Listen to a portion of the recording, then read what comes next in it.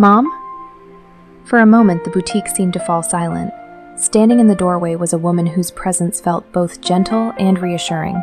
Elise Monet appeared to be in her late 40s, with long brunette hair falling in soft waves around her shoulders, and warm features that mirrored Eden's in unmistakable ways.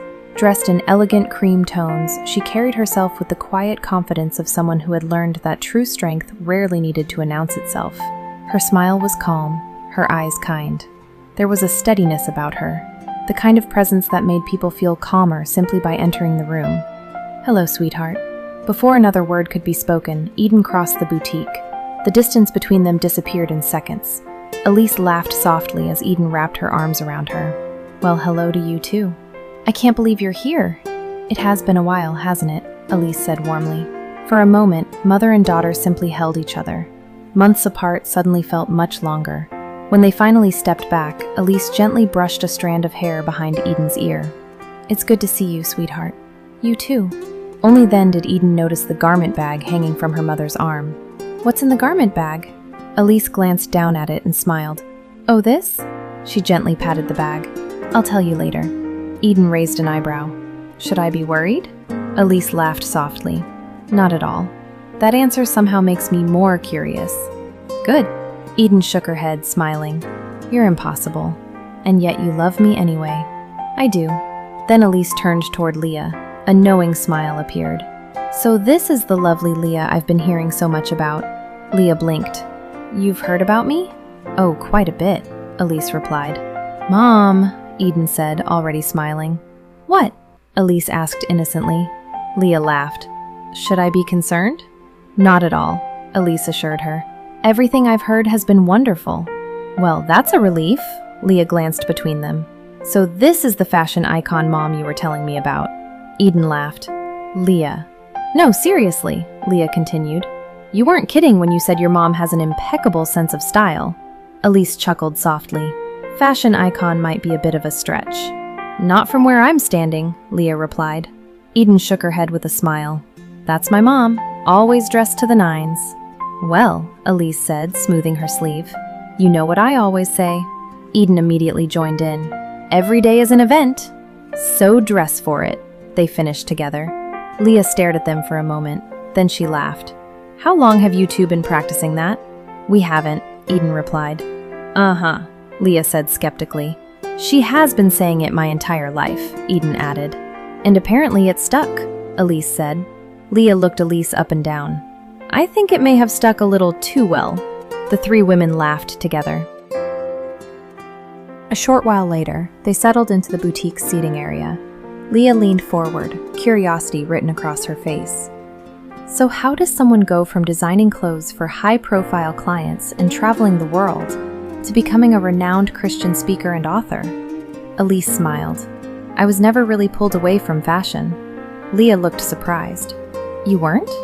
"No," Elise replied. "I was simply placed in a different season of life." She glanced around the boutique, taking in the dresses, fabrics, and displays. "I still love fashion. I still appreciate beautiful design and craftsmanship." Her eyes settled on Eden. "But God carefully positioned me in a place where I could enjoy those things, while also being readily available to share my faith and encourage others." "So you didn't leave fashion behind?" Leah asked. Elise shook her head. "Not at all. I just learned that I didn't have to be in the center of the couture world to appreciate its beauty." A thoughtful smile crossed her face. "Sometimes God doesn't remove us from something we love. He simply teaches us how to hold it differently." For a moment, no one spoke. Leah sat quietly, turning the thought over in her mind. Eden glanced around the boutique she had worked so hard to build. The words lingered. Outside, the afternoon sun had begun to fade. What started as an unexpected reunion had become an evening filled with laughter, memories, and meaningful conversation. Before long, the last customer had gone home. The lights had been dimmed, and the boutique closed for the night. Now, for the first time in months, Eden would have an evening alone with her mother.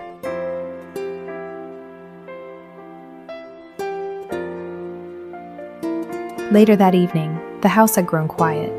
A soft lamp illuminated the living room, while rain tapped gently against the windows. Eden and Elise sat together with steaming cups of tea.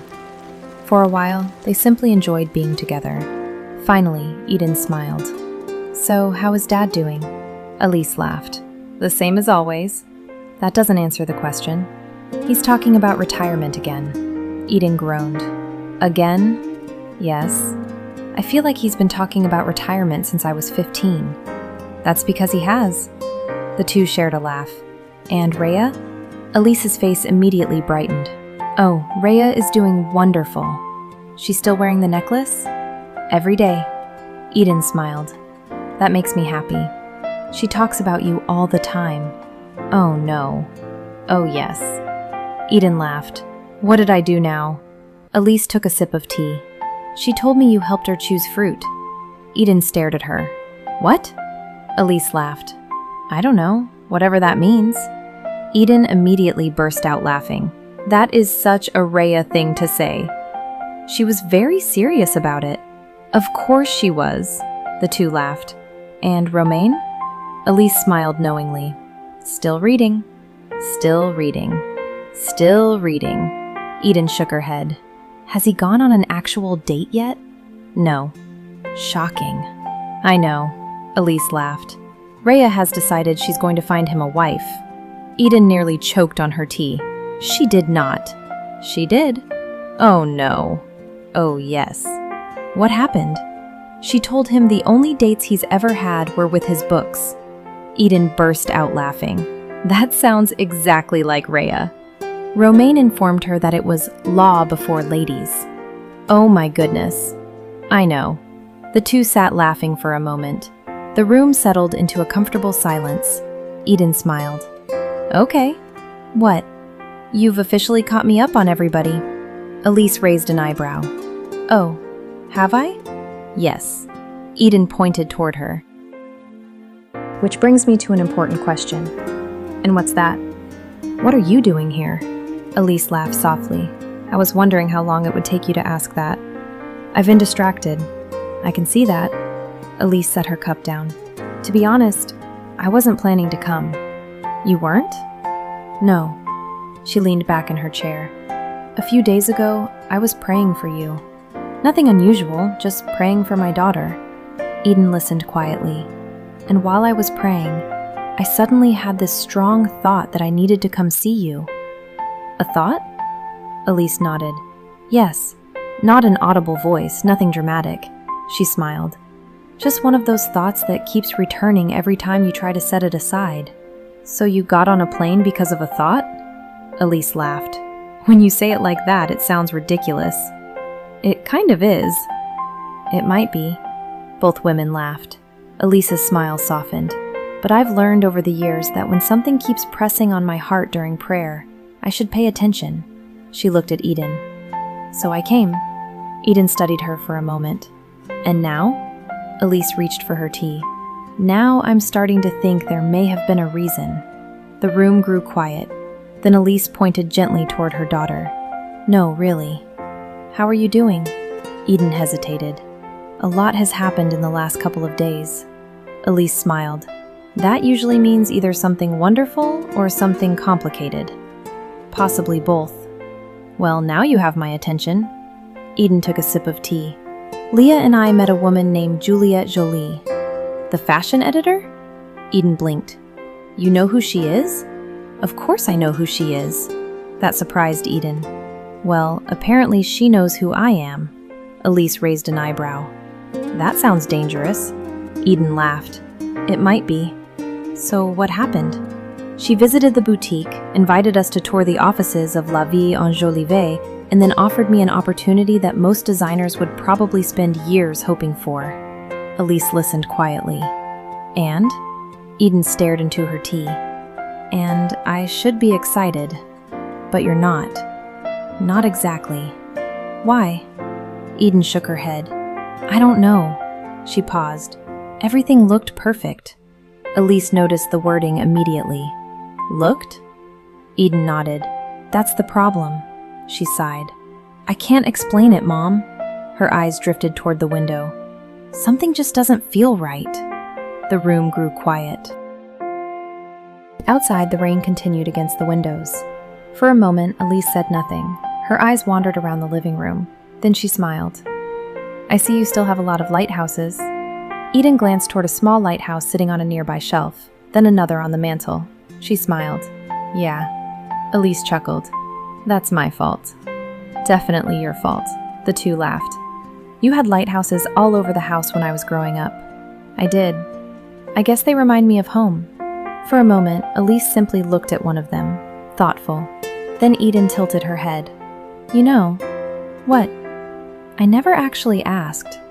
Elise raised an eyebrow. Asked what? Why lighthouses? A soft smile crossed Elise's face. She looked down into her tea, then back toward the lighthouse. Because there was a time in my life when I needed one. Eden's expression softened. What do you mean? Elise leaned back in her chair. That story begins when I was about your age. Eden settled deeper into the sofa. Uh-oh. Elise laughed. That usually means I'm about to embarrass myself. Those are my favorite stories. I know they are. She took another sip of tea. When I was around your age, I was offered an opportunity that felt like the answer to every prayer I'd ever prayed. Eden immediately looked interested. Really? Oh yes, Elise nodded. I was excited. Everyone around me was excited. Doors were opening, people were encouraging me, everything seemed to be falling into place. That sounds familiar. It should. The two exchanged a knowing look. But there was one problem. What? Your Nani wasn't convinced. Of course she wasn't. Elise laughed. She kept telling me to slow down. That sounds exactly like Nani. At the time, I thought she was just being protective. I was going to have to travel, move away, build a different life. You thought she didn't want to lose you. Exactly. Elise smiled sadly. I was grateful for her. I just thought she was wrong. What happened? A few days later, I went to the beach. The beach? Elise raised an eyebrow. Yes, the beach. I thought you hated the beach. I do. You told me sand gets into fabric and ruins everything. It does. Eden laughed. So why were you there? Because I needed quiet. The humor faded from Elise's voice. I needed time with the Lord. The room grew still. Before I left, your Nani told me something. What? She said, when you're stuck, go where you can hear God. Eden smiled. That sounds like her. It does. Elise looked toward one of the lighthouses on the shelf. When I got there, the entire shoreline was covered in fog. You couldn't see very far. No. Everything was unclear. Elise nodded. Exactly. She paused. Then I noticed the lighthouse. For a moment, neither woman spoke. The funny thing is, the lighthouse didn't remove the fog. Eden frowned slightly. No? No. Elise smiled. It simply reminded me where the truth was. Eden sat quietly. The lighthouse wasn't there to tell me what I wanted to hear. It was there to point me back to what was true. The room fell silent. Finally, Elise looked at her daughter. And that's the lesson I learned. What lesson? That sometimes the answer is already there. Eden's eyes met hers. We just have to be brave enough to see it. She paused. And brave enough to accept it. The words lingered between them. Elise smiled softly. That's why I love lighthouses. She glanced toward the shelf. No matter how dark things become, or how much fog rolls in, she looked back at Eden. A lighthouse always reminds me to go back to the truth. The room fell silent. Eden sat quietly, thinking.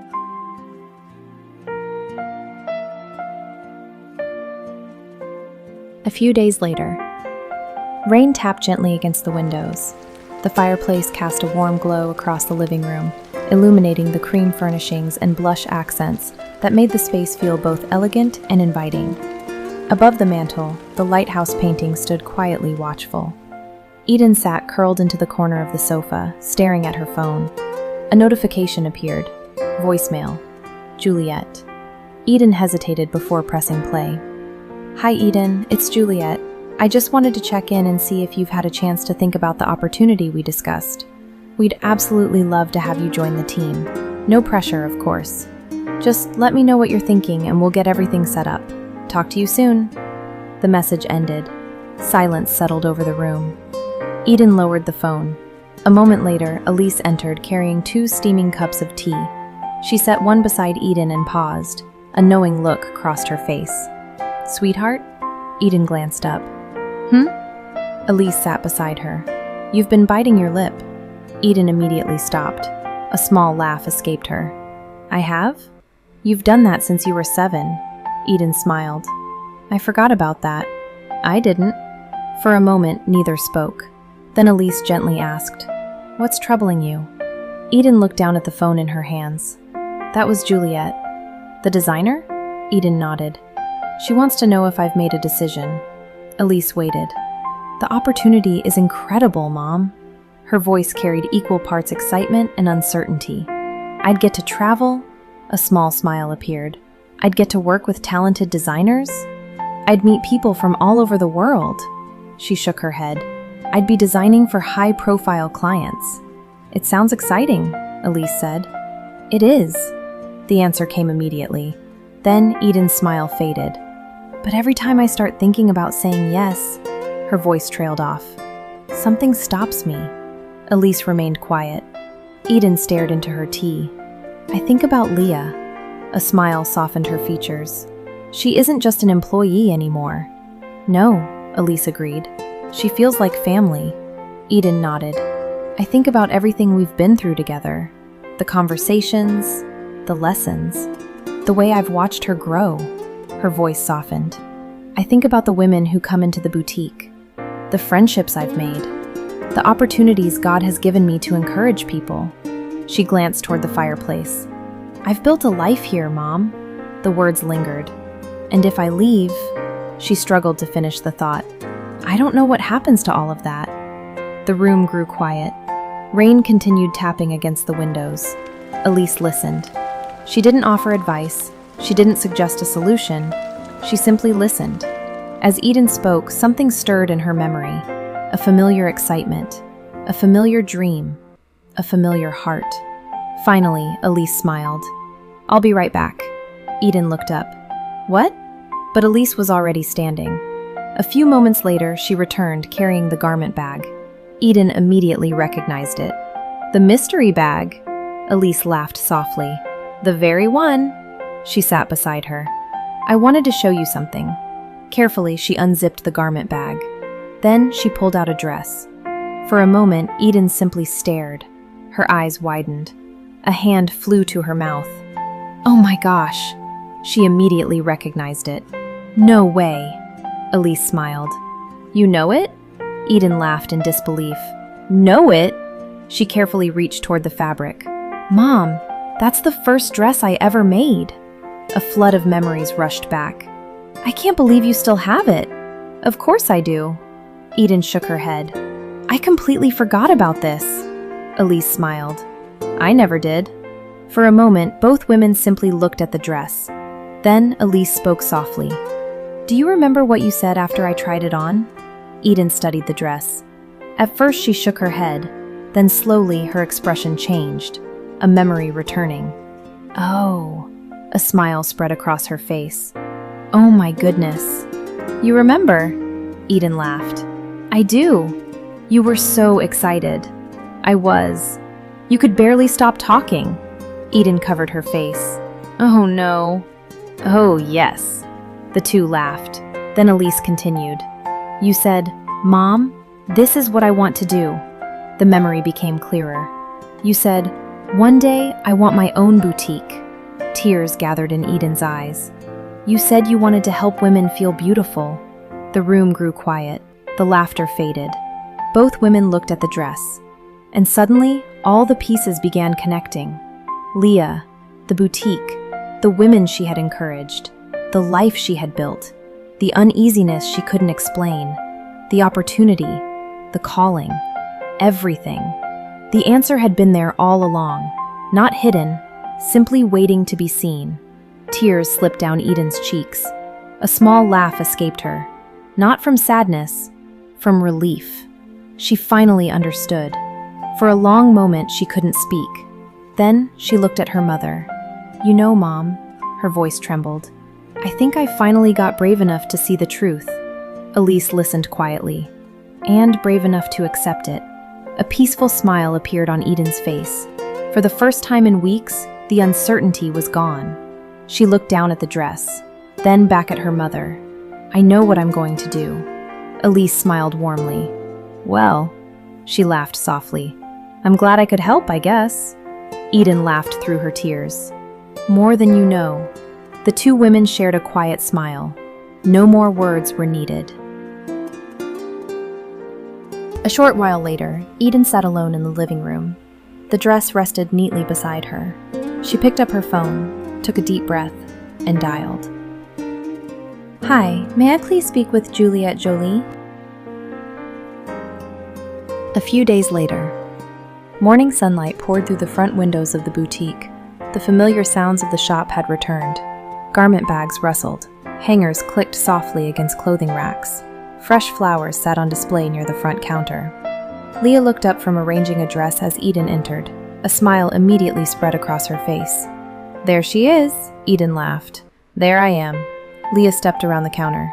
"So?" Eden already knew what was coming. "So? How was the rest of your visit with your mom?"